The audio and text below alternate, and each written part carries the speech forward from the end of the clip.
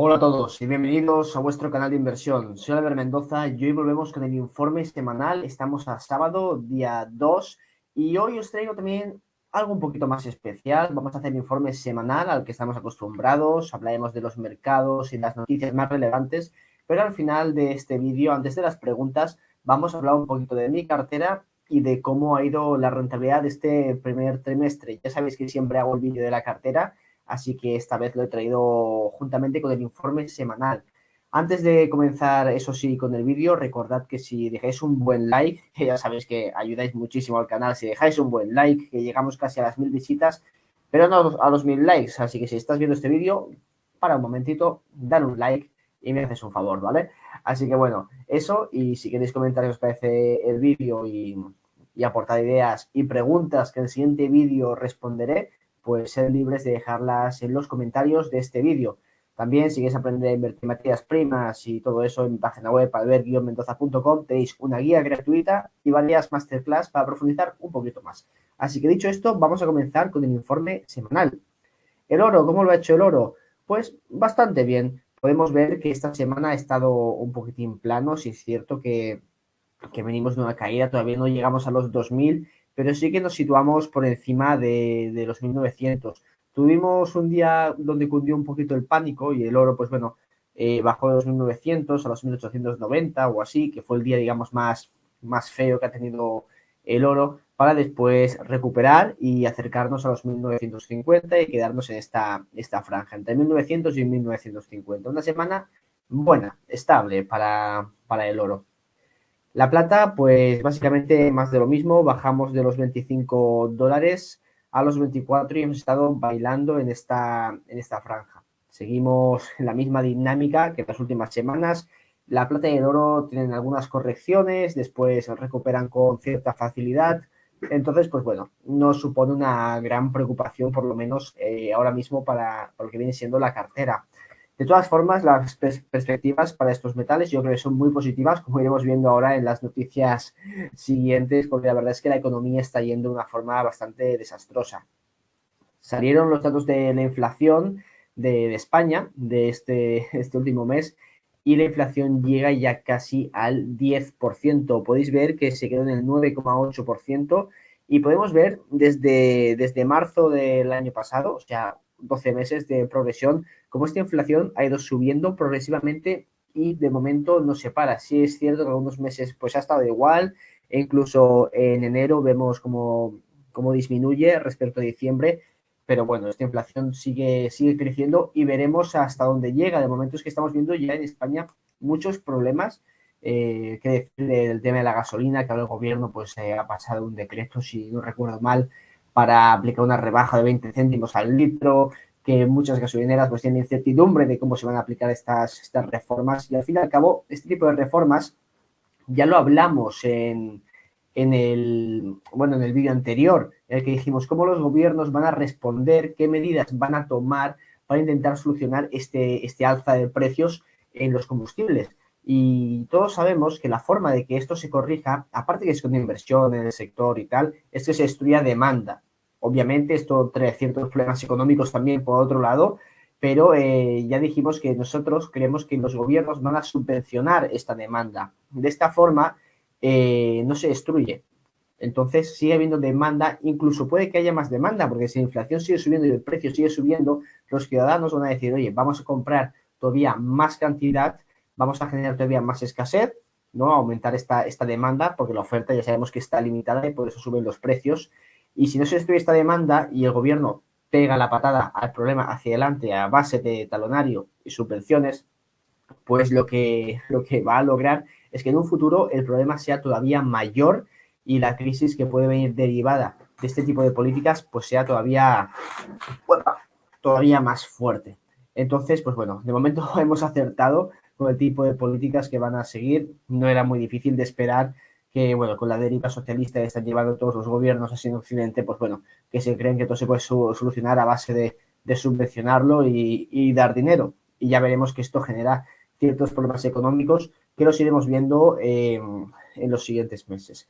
Además, estamos viendo subidas en los alimentos, bueno, seguimos con la electricidad disparada y, bueno, también todo lo que viene siendo pisos, etcétera, pues bueno, sigue su recorrido al alza. Y esto todavía no se sabe cómo ni cuándo se va a parar. Yo creo que la única forma que esto se corte es con una crisis, con una recesión, pero claro, ¿qué políticas se implementarán a partir de esa recesión?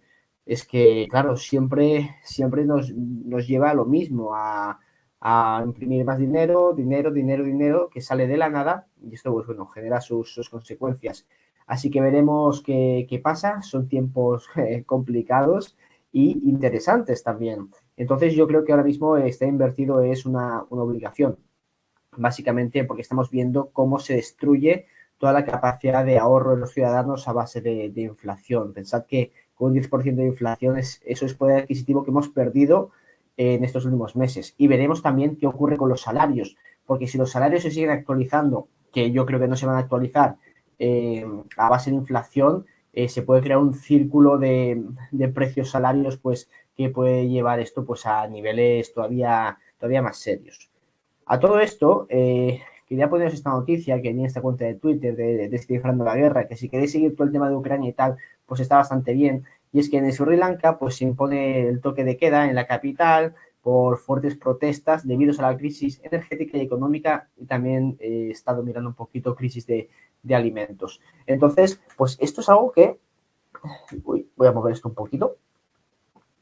Es algo que ya hemos comentado mucho en este canal, que en Occidente sí es cierto que vamos a poder hacer frente a las subidas de precios de la energía y de los alimentos porque suponen una parte de nuestra cesta de consumo más pequeña, pero en países pobres o mejor, la comida supone la mitad del salario que llega a esos hogares. Y luego si sumamos energía y tal, pues se puede pero gran parte de todos estos ingresos. Entonces, estas subidas de precios que son generalizadas en el mundo entero ahora mismo, porque está habiendo un problema de escasez serio, pues en ciertos países, como estos países más pobres, va a crear un montón de tensión y de conflicto social que se va a derivar pues en lo que estamos viendo ahora, represión por parte del gobierno y por parte de los manifestantes, pues al final desencadenarán acciones violentas, ¿no? Y esto genera inestabilidad.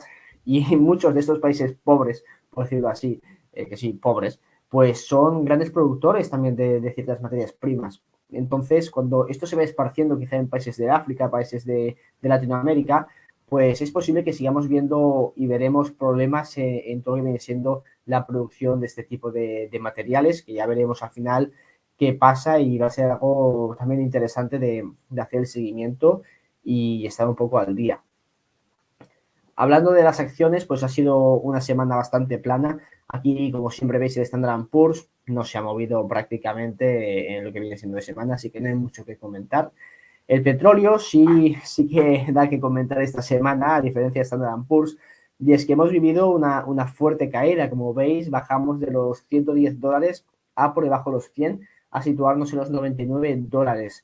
Y esto, bueno, esto es debido a una noticia que salió hace nada, y es que Biden pues está proponiendo, y creo que ya lo han aprobado, si no recuerdo mal, hacer uso de las reservas de petróleo de Estados Unidos y mandar pues 1 millón de barriles al día durante los próximos 6 meses, o sea, 180 millones de barriles diarios de petróleo para intentar paliar las subidas del combustible, del petróleo crudo. Esto ya lo he intentado antes, ya sabéis que Estados Unidos lo ha intentado antes, este gobierno que tenemos ahí en la nación estadounidense, en liberar estas reservas de petróleo para intentar paliar los precios, pero es que esto al final no funciona y si es cierto que el mercado a corto plazo pues ha reaccionado de forma negativa en el precio del petróleo, pero sabemos que esto al final, cómo está estructurada ahora mismo la industria, o pagas lo que hay que pagar o esto no va a ser demasiado eficaz. Además, creo que estos 180 millones de barriles, que son 2 días de producción mundial, o sea, tampoco es que sea una brutalidad. Entonces, veremos, un buen release, pero esto no va a solucionar ninguno de los problemas. Creo que estos tendría que reservarse para otro tipo de funciones que para eso están. Pero bueno, al final el gobierno de Estados Unidos va a tener que recomprarlo, este barril, a un precio todavía más caro. Y eso ya veremos ahora por qué y cómo están las cosas. Aquí podéis ver cómo están los inventarios. No sé si lo podéis ver en grande. Voy a intentar colocaros esto de una forma más... que lo veáis en grande. A ver, ahora creo que se ve un poquito mejor. Pues bueno, aquí podéis verlo, la media de 2016 a 2019 de los inventarios de petróleo y cómo ha ido evolucionando, ¿no? Este 2021-2022. Y podéis ver que ahora, en la fecha que estamos ahora, en vez de construirse los inventarios, de ir aumentando estas reservas de petróleo, lo que estamos viendo es que están disminuyendo. Aquí no me quiero ver tan en grande, aquí están disminuyendo. Entonces, pues esto es un problema, porque ahora de cara a verano es cuando tendríamos que ir aumentando este stock de inventarios para cuando venga la sesión, ¿no? Que se vienen las vacaciones y el coche se usa muchísimo más, y es cuando tenemos ese pic de uso del petróleo, ¿no? Pues es normalmente cuando los inventarios han de subir para hacer frente a este tipo de aumento de demanda. Y estamos viendo cómo están disminuyendo, o sea, todo lo contrario. ¿Qué consecuencias puede tener esto? De forma resumida, yo creo que de aquí a verano vamos a ver el petróleo en $150 el barril y entonces el gobierno americano va a decir, ay, ay, ay, va a tener que recuperar y que recomprar todo esto a un precio mucho más caro. Una imagen interesante que os he puesto aquí y es para hablar del capital invertido en la industria. Y aquí nos dice que las 100 mayores compañías de Standard Poor's del sector de la energía en 2014 llegaron al pico de inversión en el sector, que fueron 228 billion, y que esto cayó en 2019 a 155 billion. Entonces, para estas fechas, pues el precio del petróleo estaba a niveles bastante más caros. Pensar que en 2014 el precio del petróleo estaba en $90 el barril y la inversión era de más de 200 billion. En 2022 la inversión en el sector es de la mitad y el precio pues está por encima de los $100. Además de que la inversión en los siguientes años va a aumentar, como podéis ver aquí. Aquí dice que se calcula que para 2022 sean 92 billion y para 2023 unos 110 billion, pero no llegamos todavía ni a la mitad de lo que se está invirtiendo en 2014 con el precio del petróleo a niveles similares. Entonces, la industria, pues bueno, lo tiene complicado. Bueno, la industria no lo tiene complicado, los consumidores lo tienen complicado, porque no ha habido demasiada inversión. Y bueno, dicho esto, vamos a comentar un poquito la cartera y cómo ha ido evolucionando. Esta es la composición de mi cartera este año 2022. Podéis ver que la mayor posición pues es Adriatic Metals. Y antes de seguir comentándola, recordad, dale un buen like, que aquí que os hago un desglose bien chulo de mi cartera, ¿eh? Y dicho esto, vamos a seguir.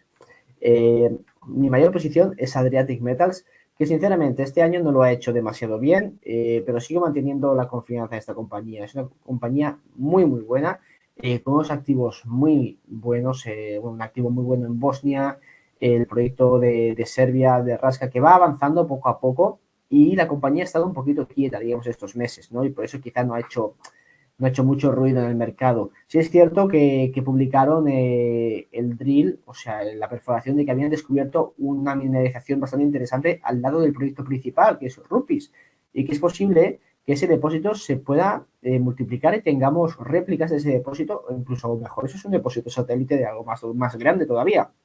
No lo sabemos, ojalá, pero veremos qué acaba pasando. O sea, las noticias han sido bastante positivas y la construcción de la mina, que se calcula que empieza a producir a la segunda mitad del año 2023, pues bueno, sigue todo en orden.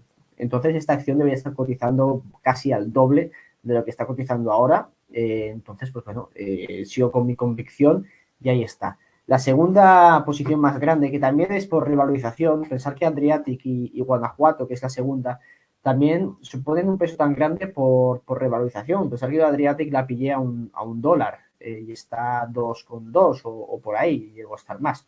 He ido haciendo ampliaciones. Y Guanajuato, pues también la pillé, está a $0,60 canadienses y la compré a 0,20 casi. O sea, por revalorización han ido creciendo, además de que yo he ido aumentando posiciones en ciertos momentos. En Adriática a $2 y en Guanajuato a 0,4. Entonces, pues bueno, Guanajuato sigue avanzando, sigue su proyecto de exploración, está ya produciendo. Entonces, para mí, Guanajuato Silver es, digamos, mi apuesta apalancada al precio de la plata. Si la plata sube con fuerza, esto ya está en producción, van a seguir, yo creo que van a hacer algunas adquisiciones en la zona, pueden ampliar la capacidad de aumentar la capacidad de producción del mill. Es decir, pueden aumentar no la capacidad de producción en sí, sino que pueden meter más material todavía. Tienen margen para producir más a un rate todavía más alto. Entonces es, digamos, mi jugada apalancada, ¿de acuerdo? Además de que la exploración está yendo bastante bien y si descubren algo, pues cualquier cosa que amplíe la vía de la mina va a hacer que el precio de la acción pues se revalorice.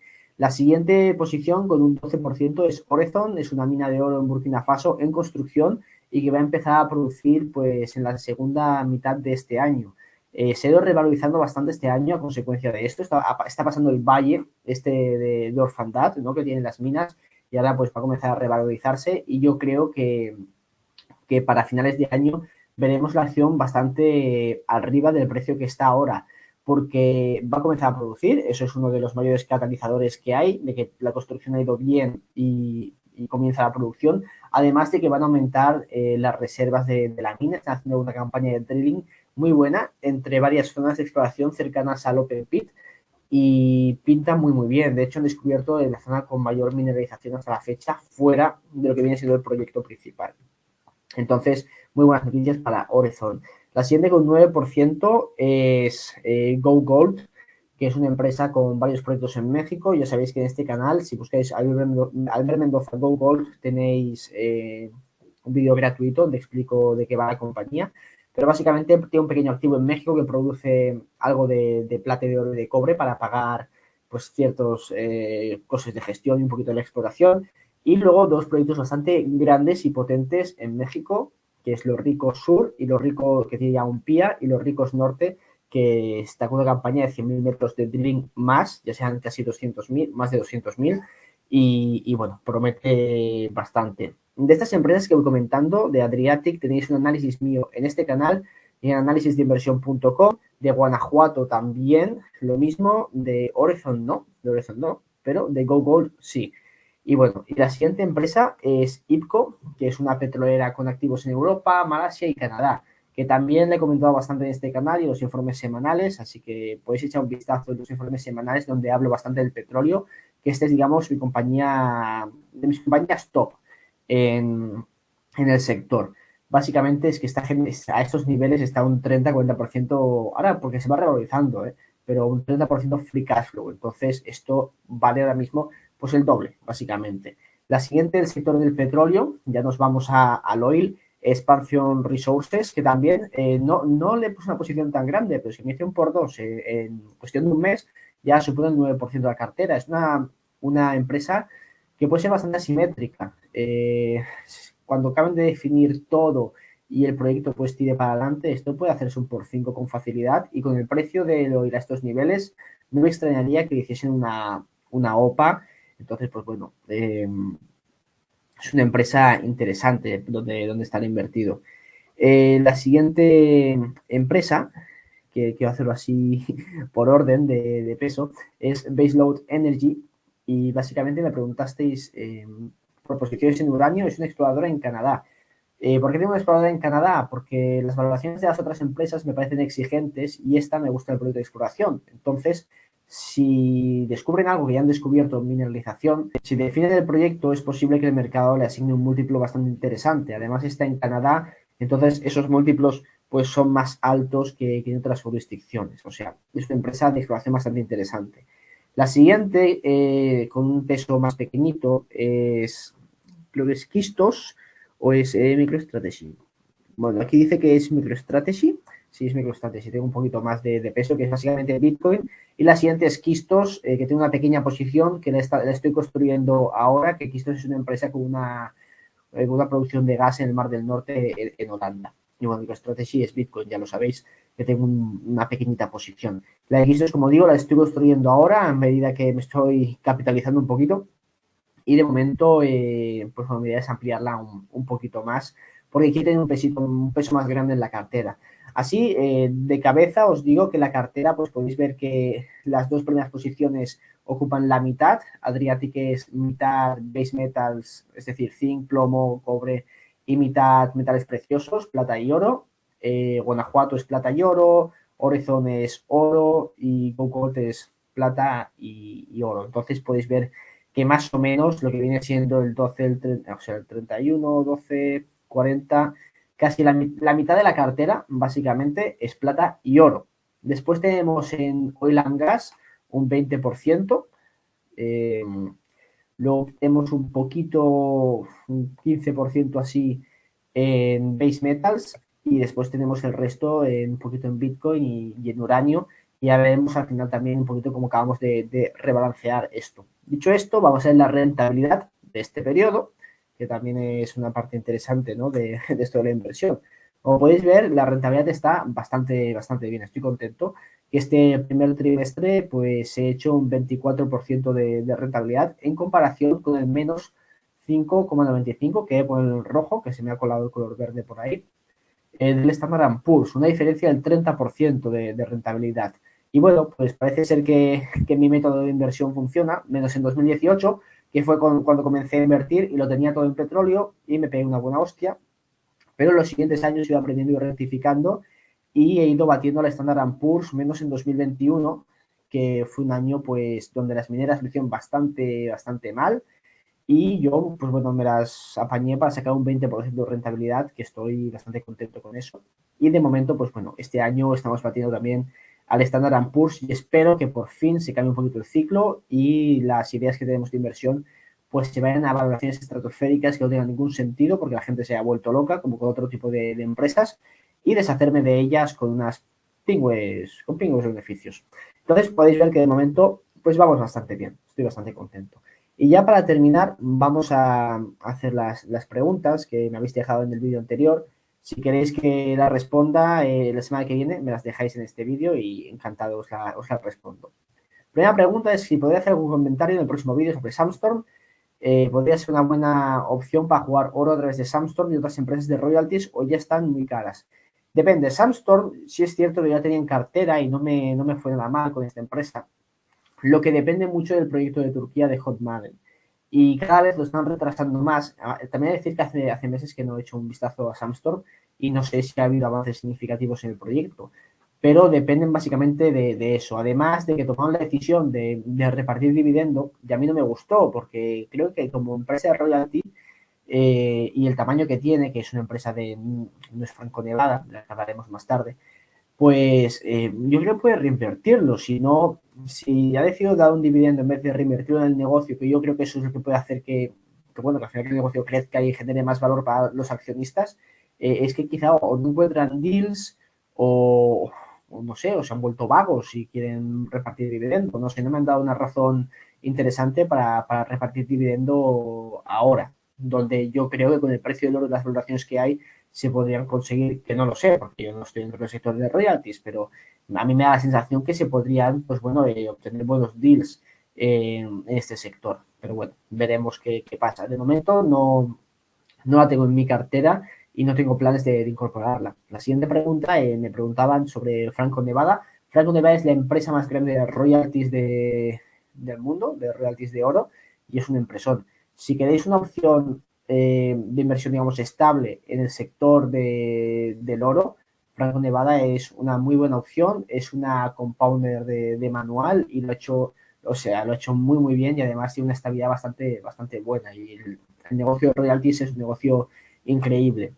Y la anterior pregunta que me he saltado, si creo que es buena idea invertir en royalties, es una buena idea invertir en royalties. A mí es un modelo de negocio que me gusta mucho, pero como yo creo que el oro va a hacerlo bastante bien los siguientes meses / años, espero que sean meses y no años, prefiero estar en mineras un poquito más especulativas. Si invertís una gran cantidad de dinero y quisiese una estabilidad más grande en mi capital, quizás sí que elegiría, por ejemplo, Franco Nevada, que me gusta bastante. La siguiente pregunta dice, bueno, a saber, sobre Adriatic, ¿no ves un posible problema de sobrecostes? Materias primas, energía, inflación, posible ruptura de contratos por parte de distribuidores para actualizar precios, por ejemplo. A ver, sobrecostes puede haber, porque con la inflación que estamos viendo, todo va a aumentar de precios. Sí es cierto que el proyecto eso está contemplado. Tienen, de hecho, el CAPEX, pues todos los proyectos mineros tienen un contingency, ¿no? Una contingencia. En este caso es del 15%. Entonces, de momento la inflación no está al 15%, pero claro, obviamente depende de lo que gastemos, ¿no? Entonces sí que puede haber este tipo de sobrecostes por los materiales de construcción, por la energía también. pero como digo, tenemos las contingencias por un lado. Por otro lado, en Bosnia la energía, sobre todo la energía eléctrica, pues es bastante más barata. Se alimenta básicamente casi todo de energía hidráulica y eso pues no ha variado tanto el precio como sí lo son pues las generadas por combustibles. Entonces, pues bueno, eso puede paliarse un poquito. Además, el dólar se ha reforzado y la moneda local de Bosnia pues ha bajado un poco, entonces los costes internos de mano de obra pues por ahí pueden bajar un poco. Además de que yo creo que el management es bastante capaz y buscará la manera de sortearlo, pero sí es cierto que podemos ver un incremento en costes y esto puede jugar en contra. Pero también, por otro lado, los precios de las materias primas han subido. Entonces, una vez puestos en producción, quizás se acaban nivelando, digamos, un poco.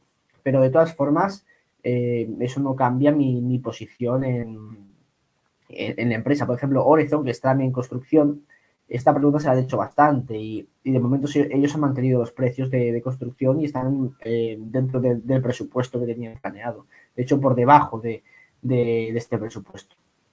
No nos hablas nada de uranio, ¿sigues composiciones? Sí, Baseload Energy y sigo con el ojo echado a Global Atomic, que no descarto entrar en algún momento. Y la última pregunta, con el dinero de YouTube, ¿compras mineras, oro o Bitcoin? ¿Qué opinas de los rumores que igual Rusia pide que le compren el gas en oro o Bitcoin? Increíbles. Con el dinero de YouTube no me da ni para comprarme una bolsa viva, casi. O sea, no gano dinero con YouTube, básicamente. Gano un poquito. O mejor a la semana, al mes me podría comer por ahí y pagarme una comida. Pero básicamente eso, no es que sea una fuente de ingresos demasiado potente, ni mucho menos. Como digo, me da para salir un fin de semana a comer fuera y poco más. Si tuviese 100.000 suscriptores y 100.000 visitas en cada vídeo, pues seguramente tendría un Mustang en la puerta y tal, pero no es el caso. Por lo menos de momento, hasta que a ver si la gente se interesa por el oro, la plata y el oil and gas y sube esto. Pero bueno, ya veremos qué acaba pasando en el futuro. Entonces, pues bueno, de momento, pues no compro nada. Y de los rumores, pues bueno, ahora Rusia ha puesto, quiere comprar un poquito más de oro. No sé, yo creo que son medios de pago que se pueden dar. Creo que poco a poco quieren dejar sobre todo los países fuera del bloque occidental, dejar de depender del dólar americano para realizar sus transacciones internacionales de comercio, bueno, entre ellos. Y bueno, el oro puede ser un medio de pago interesante, el Bitcoin no. Es que con la volatilidad que tiene, yo creo que ningún gobierno lo aceptaría como medio de pago o ningún gobierno serio debería aceptarlo. Porque no tiene mucho sentido, tú quieres cierta estabilidad. Y el oro, bueno, te da esa estabilidad y ese seguro, pero lo más seguro es que al final lo hagan con sus propias monedas. Entonces veremos qué acaba ocurriendo. Pero bueno, básicamente eso hablamos en los últimos informes semanales sobre el tema de la desdolarización y todo eso. Entonces, pues bueno, échale un vistazo que creo que te va a parecer interesante.